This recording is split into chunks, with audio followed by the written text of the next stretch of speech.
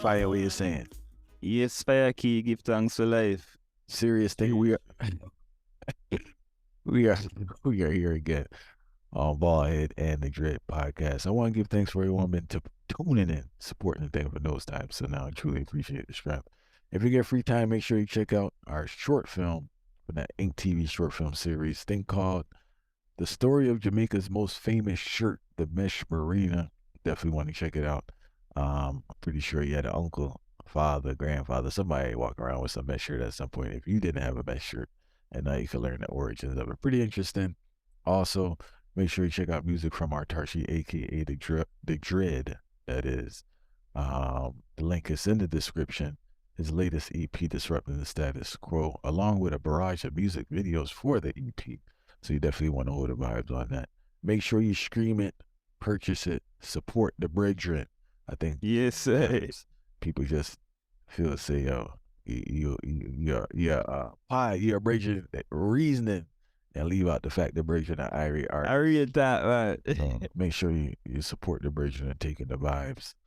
All right, what we're reasoning about today?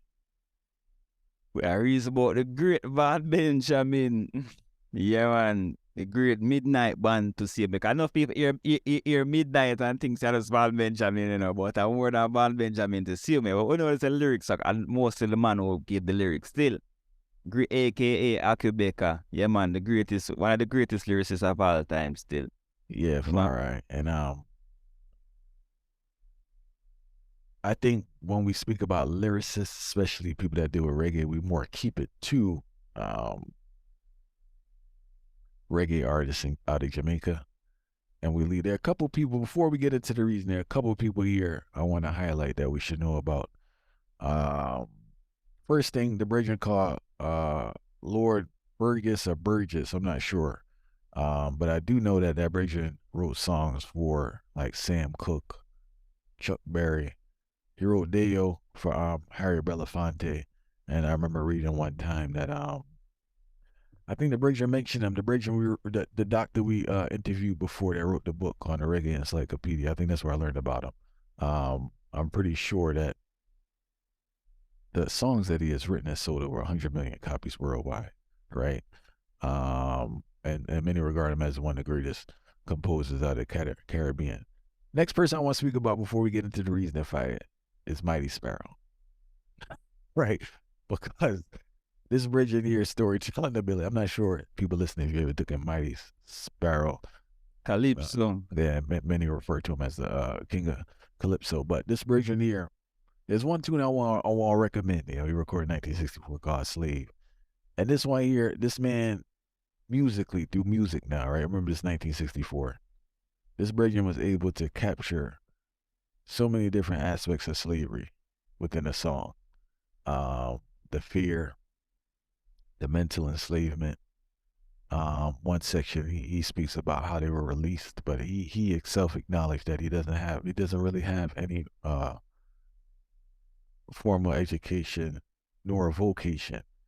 And he raises the question, what he's supposed to do, right? And the song stops abruptly, and I like the way it do it because it seems as if he has to go back to the slave master for survival. You know, what we refer to as sharecropping in our society. But brilliant brethren, obviously inspiration to the Gong and many other artists. Bob Marley numerous times spoke about how the compositions of Mighty Sparrow inspired him, right? And I read one. Yeah, I read one time. I forgot one of the books I have. I think it's a book on dub, and for some reason they speak about Calypso. The brethren was talking about how the police or the government was frightened for Sparrow because he was touching on so many topics. He's educating people for he letting the people really know what's going on. They were terrified to see what this man was going to say next. You know, so he definitely don't get the honor that he deserves for using the word sound for certain things. One more person I want to mention before we get into this thing is, I know people talk about the gong fire, but I don't know if people really sat and listened to the gong when it comes to this right thing fire and its word. I don't think people really sat and listened when this man deal with it, whether it's pen to paper or he come. Far right, the man have a tune, crazy boy, as the man said, build their penitentiaries, build their schools, brainwash education to make us the fools, hatred reward for their love, telling us of the gut above. Gang have a lot of affirmation in the song too. You know that tune Revolution on Naughty Dread? When the man say kill, cramp, and paralyze all weak heart concepts, it's a powerful statement, far right. It come like an affirmation a man need to listen to every day, yeah. Gangan na regular man, regular. No, on fire. You see another tune Slave Driver where the man say, oh good gosh, I think it's illiteracy. Only a machine that makes money. And enough people hear them type of word sound, but them not really over the word sound. The man try to show you say, if it's a man make money from a machine and them can always make it, you know, so who you feel like control, and money are the commodity will control your life, you know. So you see, enough people don't overstand lyrics need, and them not listen the way they say it's just no, they're not listening. All right. And I want to mention one more tune, Ride Naughty Ride, when you let the people know you really have the job to do and you have to fulfill his mission. To see us hurt is the greatest ambition. But we will survive through this, what do you say? We will survive through this world of competition, something fire right. I don't think Don get enough credit for the motivation for it. Because after I listen Ride Naughty Ride, I have to do something with my life. Can't sit around idle. Can't sit around idle. And Gang diverse, he probably not as deep as the version we about to go into now, right? In regards to, I don't want to say deep, but more, what's the term we use for, right? It's more, what we both going to have, no, Vaughn Benjamin is a man that have the farmer knowledge to certain. Yeah. You know, more deeper, you know? Yeah. And for anyone, as you mentioned earlier, you have the band Midnite, right? You have the Benjamin brothers. What's his brother name? Ronald or something? Ron? Yeah, Ron Benjamin. Ron Benjamin, BC, right? Composer of music. They're from Virgin Islands and St. Croix, moved to DC to pursue music. For what I always, I believe the father was a great musician also, right? If I remember correctly. And this brethren here, I personally was introduced to Vaughn in like 2011. VP actually had a biggest reggae one drop anthem. You remember that compilation he used to put out? He had a tune on there, How to Answer, right? And that one that kind of captured me. And you know, as I go, as a person that love music, you still go into the catalog. And I actually got to Unpolished, believe it or not. I went from there to Unpolished, Bushman, and all that. But before we get into it, I just want to let people know the vast amount of themes that this man's music touches on. And I have to write it down so I remember all of it, right? So this man touches on themes of empathy, love, courage, anthropology, sociology, theology, psychology, economics, politics, history, the metaphysical, astrology, and much more far. Because when you listen, quantum physics, all day. Quantum physics, far. I went through a period where all I did was lick chalice, listen to Midnite, and read now. So you know I was kind of off to I was kind of off to myself during that period, right? Before we speak about the brethren, let's clear up for people. What would be the criteria? What would you consider a criteria of a good lyricist? Because I think a lot of times when people do these things, they don't clarify the criteria. What should be our criteria for a lyricist that this man gets the position of being one of the greatest lyricists? Well, a whole heap of different components. I'm going to vary. So like we as a lyricist now, we are talking about delivery. We are talking about content. We are talking about composure. We are talking about the vast knowledge we are man give. We are talking about the syllables. We are talking about the rhyme scheme. A whole heap of different them type of thing. The overall make lyrics, you know, and then them lyrics, how you deliver them lyrics, they become the final punch, so to speak, in the boxing ring, same way, you know. No, serious thing. And all right. In regards to Midnite, right? Well, I would argue that Midnite is one of the greatest lyricists ever from the Caribbean, or to be recorded in modern time, is for a couple of things. As you mentioned earlier, the amount of knowledge that he had and was able to articulate through song and melody, right? The topics that he had, the amount of work that he put out, first of all, right? This man, right? The article you read, I don't know how much albums they gonna say this man. Some say 60, some say 70, some say 50. Who knows what it is, right? the impact. I can say personally, there is no music that has impacted me more than Midnite's music. Specifically a song called Bushman. I'm a person that listens to a lot of soul music, right? And you know, soul music is very layered.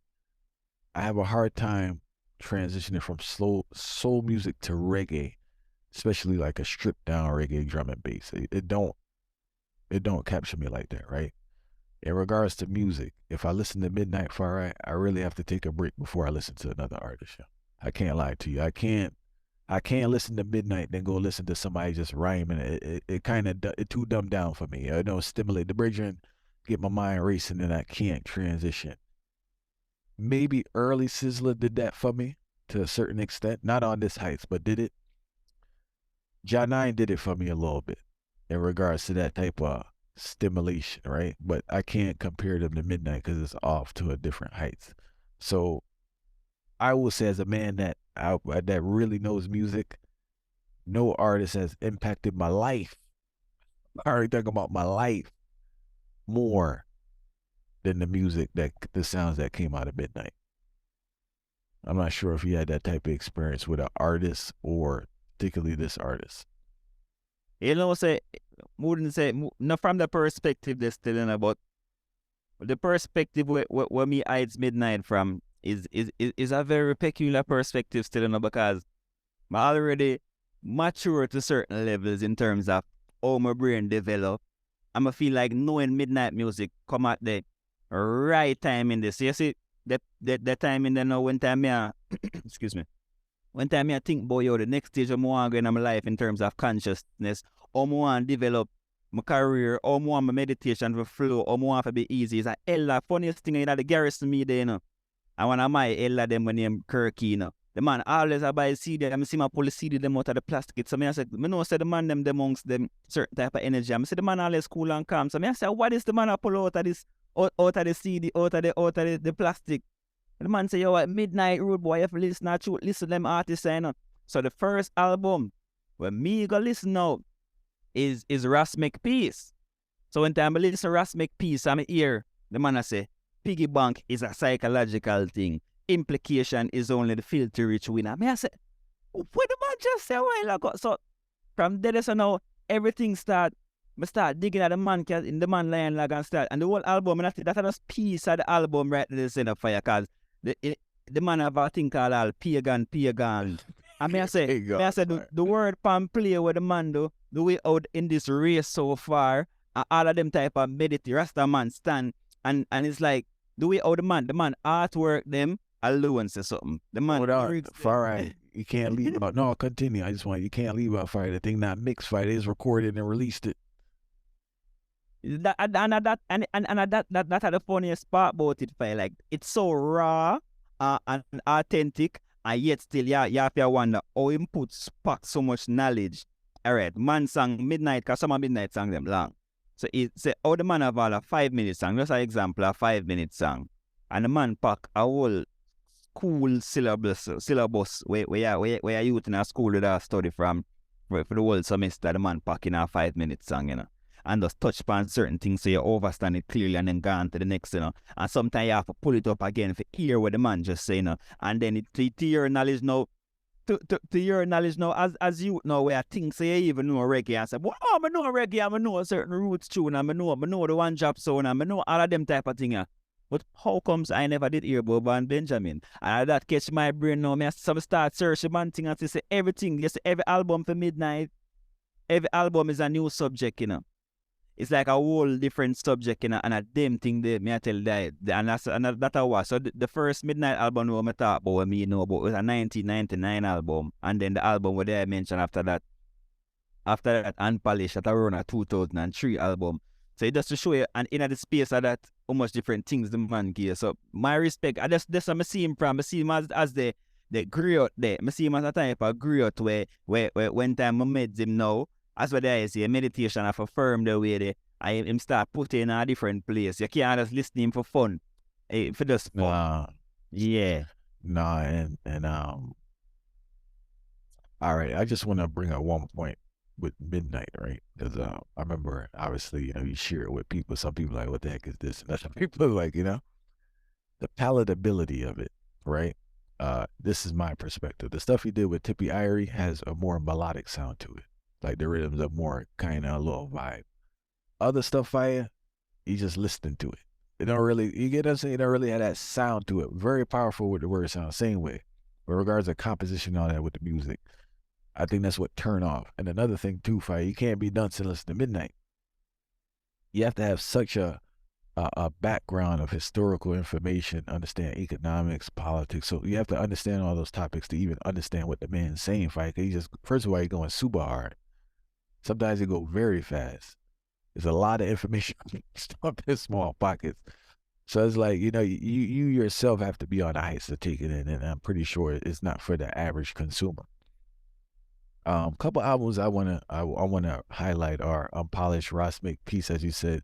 That album, I don't know where you could get it right now, Fire, because it's not online. I think you can listen to it on YouTube. But in regards to purchasing it, I saw the CD one day on Amazon. It was like $200, and somewhere else. So I'm not sure, but albums I would recommend you check out: Unpolished, Make Peace, Jubilees of Zion. Oh no, we got to stop the press here. Beauty for Ashes, right? Beauty for Ashes to me is one of the greatest reggae albums of all time. I believe it did it. I think iTunes or somebody acknowledged it as the album of the year, which is odd, but it wasn't like, I know it wouldn't be nominated for a Grammy. I understand that, but there should be a correlation between, iTunes and I guess the Grammy. But nonetheless, that album's crazy. Beauty for Ashes are the one who like See My One and See With Me. Yeah. Are the same album though? Okay. Yeah, fire album, crazy, yeah. And 2014. Now, I will say this about the album. We did an interview with Luton Fire, right? And he was saying that he saw Midnite record an album in a day. I think this the album of Fire, right? Because the time, he did a tune with him earlier on one of these albums. There's so much, I don't know, it was Infinite. He did a tune with him earlier, right? But the time frame he was saying, I think it had to be Beauty for Ashes. So if he's saying true, what he's saying is true, right? I don't know how this is physically possible, but it may be Beauty for Ashes, Because he said he said he voiced on one of the tunes and he recorded. He said, he said he couldn't believe what he saw. He said he saw this man record an album in a day. So it may be Beauty for Ashes, but anyone listening, listen. Make sure you're taking that album there from start to finish, right? I think it's a masterpiece, a masterpiece. Not only you gonna get a vibe, you gonna learn something. Another album I need to mention is Scheme of Things. How you say that one? Kaya Magan. That's one of my favorite ones actually. Production's not the best, but it do slap. Rule the Time, Infinite Quality. Even the more recent stuff he did as Akae Beka. Oh, King's Bell. That's one of my favorite ones too, Fire. King's Bell is definitely a good one. Be Strong he did for VP. A lot of people don't like it. I really enjoy that one. There's so many albums, I gotta look it up. There's a one I the amount of album that the man have, sometimes I can't remember most of the name them, and sometimes I just the cover. The tune and the cover them click back to my brain. Really. All right, Portals is a very good one. Livicated. Make a Mention. Otto did the artwork for that one, right? So respect to Otto. Hell the King. It's one fire that slap. Man, it got a dark cover. I think it's Midnite. It's not Akae Beka. Something more. So well there, if I check for the album, say Midnite show one example as why next reason why we classify him as one of the greatest lyricists in the ego-free music. I check, we talk about the cover. We can't do a reasoning about Midnite and I even talk about the cover. The fact say the man now have an album cover with him face on it, So the man down the Midnite down the music, Akae Beka down the music for himself. And that is one of the greatest things them for a lyricist, say, the man, the ego-free music where I go give knowledge towards you and it's not just for him. And somebody said to me already in the past, like somebody said, them have a born herb and them have a boy take out a whole heap of toxins out of them brain and in our extra vibes listen Midnite. In other words, them I say them can't listen them type of music there. And I say it earlier, but it's just me I show you a living example. And it is a meditation, your meditation have it in gear and in a line. I guess if you're a man use music on certain levels and make you have to come up to a particular standard and up on a particular level for you listen to him, then you have to regard him as a sacred individual in a particular space, because majority of the music them we say example enough of the music them I make even today. You know, have in a mindset to get gear up in a mindset for no say yo at the journey. It's like a journey I go up on when I listen Midnite.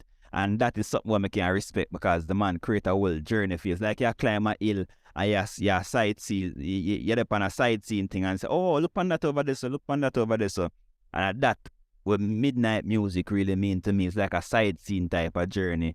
And yeah, feel the vibration. So it's not everybody made feet.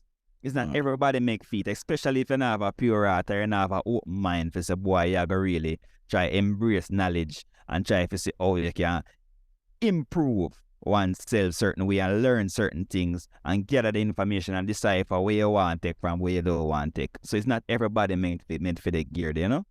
Reality medicine. And even a Ride Through is the album right there, Fire. Ride Through is the album. But also I was always impressed with the fact that he was able to build up a large fan base, because you know everywhere he performed sold out. He performed at Midnite, because that's one of my, I don't have much regrets on my life, but I do regret I didn't get a chance to do an interview with the British. One of the reasons was his show starts at midnight. So, the man's show started at midnight, right? And you know he's not no interview person to that. So I had a couple of times it was set up through Tippy Irie, one time through his brother, this and that. But they did give me a heads up to say this is not a guaranteed thing. On the man vibe, he want to do a reason.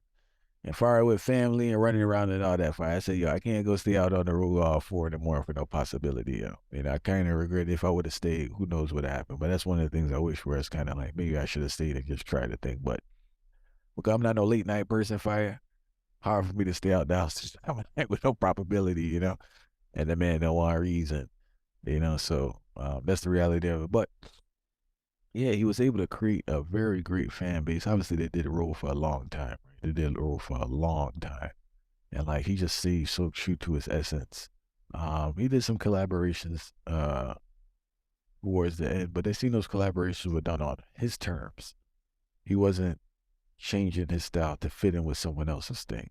It's like they had to ease up on their style to kind of come into it. You know, I go with collabs fire already, right? A man really try to just mesh into your thing, but it seemed like, because he has a tune with I don't know if it's Tribal Seeds or one of them Cali things. He got a tune with one of them fire, but he burned in the fire the same way. It's not like he trying to change the topic or nothing, or go into no chilling at the beach or partying or nothing fire. He burned the fire the same way. So, you know, I always respect that Brazier for it and the music that he put out. And I believe he's definitely going to be a person as time progresses that future generations will take on, like a philosopher, in a sense that I just feel that this generation in time just not ready for the Brazier now.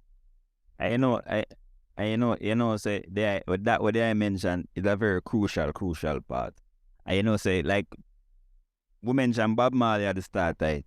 And the thing was that the music with the Tough Gang did make it become popular, you know? Like extra popular, like Bob Marley was a pop star, really. But over time, the relevance of the music start creeping, and that's the reason why even when you see modern technology come in and all of these things today, you see the iTunes chart and them thing, them still start tap them thing them because in demand. So in music, just years later, so man like a Midnite now, in music, you call it same ahead of time in our music. The gems them where must spit, the things them where must show you, you gotta start with some prophecy reveal and you gotta start to go back to that. And I say, okay, look on them things where the man did talk about from them time, yeah. What did take place when him did I go through that? So it's like the anthropology part where I mentioned earlier and I think to him cover, it come into play because all of the anthropological statements he make and them type of things they know have always have a relevance in a society as the cultures develop, as the people them develop, as the mentality them develop, and at them ways they know people have to go reference to them and so again, the reasons like this is why you have to you have to classify them man as one of the greatest lyricists fire, because it's not everybody can put lyrics pan a rhythm and make you have to go use it as a reference in the future fire. I knowingly know you know say you have to go reference this in the future fire. So yeah, that them type of thing they will classify as greatness. And for a man when not he might do it in an orthodox way. It's not even like he might do it in an orthodox fashion, you know. That's the next thing. All right. This thing, I don't even know how to categorize his rhyme scheme. You know, because sometimes sometimes it's on key, sometimes it's off key, sometimes you write in the rhythm, sometimes he not. You know, but regardless, he does capture you to listen, and he gets the message across. You know, sometimes he's singing, you know, and sometimes he's DJing, he's chanting. So the bridging is definitely a unique bridging. I will say this, I'm shocked so many people listen to him. I really was. Like, I really, like, when I really got into him and I really saw that, because I remember one time there was a website deciphering what he said.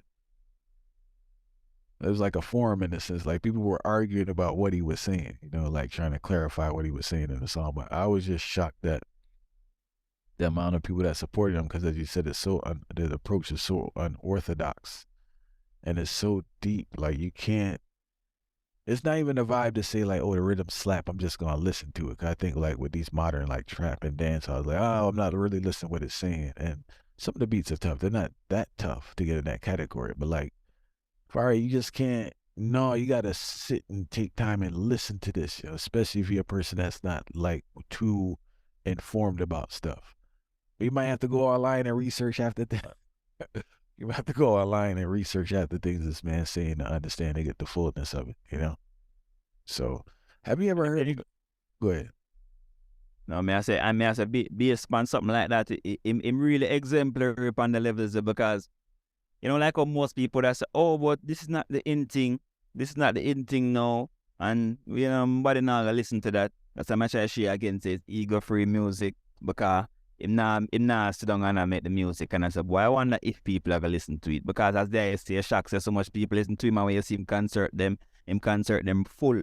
All the time. A majority of people who are do music, we are seeing at the limelight, them not really be themselves. Them are do certain lewd content or certain negative content just because them things that people want to listen to the positive. So here is a man who stand up and say, him a go do music theme way, seeing theme way where extraordinary beyond the regular way how somebody would have do it for them way, and yet still him have a whole barrage of people where listen to him continuously, even after him gone, same way. So just to show people, say, yo, you can be a owner person and be a owner individual and do your thing, do it how you are ordained to do it without a think about people outside. And you can be great at it same way. And I want to mention one thing, right? I remember previously in the podcast we spoke about jealousy. You know what I found very shocking after speaking to many artists about Midnite? It's not a jealous vibe, it's a respect, but it was intimidation. I know it's a lot of artists were intimidated by him, and I can understand why, because like the heights that he was on, it kind of shows them up in a sense in regards to craftsmanship. You know, you're there spending 3 minutes to go talk about one little concept, and the man that broke down half, you know, half of this, and so yeah, it's definitely on ice. But yeah, he did intimidate a lot of artists. Another fun fact: he only performed in Jamaica once. He only performed in Jamaica once. They had the thing in the grill. He only performed in Jamaica one time in his entire life. No Jamaica performed. I'm not even sure. I don't even think it's an issue of him not wanting to go. No promoter. Well, it would make sense though, because I'm not sure how many Jamaicans would go see him. But he wasn't really invited to Jamaica like that. That was kind of odd, believe it or not. It's not odd in a sense. I guess it's understandable because in the business of making money, I'm not sure people will come out to see him like that. You know. Yeah, and people always hear. You see, this is the biggest misconception about Jamaica, right? Jamaica, it is not necessarily. The roots might come from Jamaica, you know, but Jamaica is not the country where we fully embrace the roots. So why it seem odd to people? Oh my gosh, how come you do all them diaper reggae dance so deep and big out in the world, and but yet Jamaica never really grab him to do a show. even beyond the fact that who would have come out or all of them things there. Because you know that particular group of people who depend on heights, the more Rastafari based type of people would have more likely meditate midnight. But take all of that out tight. Jamaica is not a country like that to embrace the roots, so to speak. While the roots might come out tight, and just that may have to explain back to people again. It's a country where it's kind of like a downgraded version of America. The way how them are try to build the whole infrastructure itself, you know. So that's one of the things them we really want to mention. Because somebody asked about that already, you know. And in the same way, I have to explain it to them fire because Midnite is just a different type of fire where it bigger than even Jamaica and bigger than even reggae. May I tell that the truth because the way how the messages them perceive fire. And you know we always about the message fire. And the way how the messages them brought out, the way how it perceived, the way how it intended for go. That's why you see so much debate can take place about it because there's so much different direction and so much different angles we approach them type of train attack there that it always misunderstood and the same type of religious concept applied to it. You know, kind of religion, one thing said in our religion and then people perceive it and interpret it the way they and at the same type of aspect when Midnite come with but from a more philosophical angle.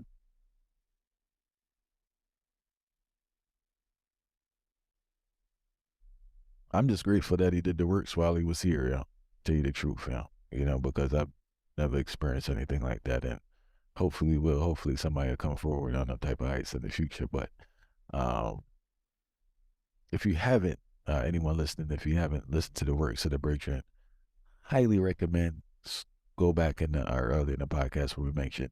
I probably mentioned about 15 albums just off the jump right there when I mentioned it. What's the odds of that? Yeah, that no overstand.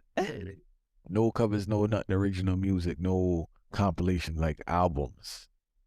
You get with non-stop teachings, you know. So definitely check out the Bridges work. It is different, you know. I'm giving you a heads up. It is different. Be patient with it. And stick to start with. I would stick with the things I gave you because they're more melodic and they more have a rhythm before you go way down the rabbit hole. Because the thing could get away. Tell you the truth with Midnite. And just take your time and listen to it, taking the vibes and just see his ability to share messages through the word sound. We give thanks for everyone who tuned in. Well, sorry about that, Fire.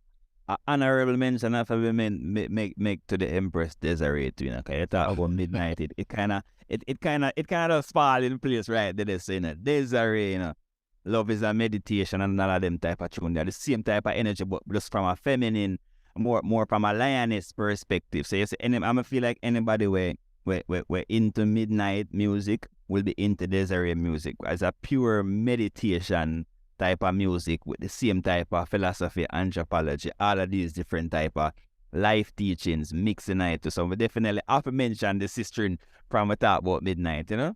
No, serious thing. And she has the same type of vibe in regards to not being mainstream, but getting that crowd anywhere she goes and having a large group of supporters for her work. You know, so I appreciate you mentioning that one. So we give thanks for everyone tuning in. If you get time, we do recommend to take out Midnite. Make sure that's in your rotation. I noticed on some of these streams, like Ross Make Peace is not online. So I'm going to let you know that now. You can listen to it on YouTube. Excellent album. Even Unpolished, believe it or not, it's not on Spotify. Right? And iTunes is very tricky with his music. I'm not sure what the reason for that is. But YouTube, I think, is a great source to listen to a lot of Midnite. And if you are into the streaming sources, there is a limited amount of tunes there. There are 2 sets of tunes to listen for. He has Akae Beka and Midnite. During a period of time, they changed the name and he separated from his brother and started Akae Beka. So that's probably like maybe 2015 to his passing. Then everything previous to that would be Midnite. The album that you definitely want to listen to is Beauty for Ashes. If you don't listen to nothing else, Fire, listen to Beauty for Ashes, one of the greatest, forget reggae albums, one of the greatest albums of all time. Believe you me. And when you listen to it, you're always what I'm saying. As stated before, we give thanks for everyone tuned in. If you get free time, make sure you check out our latest short film, The Story of Jamaica's Most Famous Shirt, Marina. Also, if you have not purchased or stream Disrupting the Status Quo EP from Far Eye, Autarchii. Make sure you do. Also, he has music videos for every tune on the EP. Make sure you check him out. Hold the vibes. We give thanks till next time. Yeah.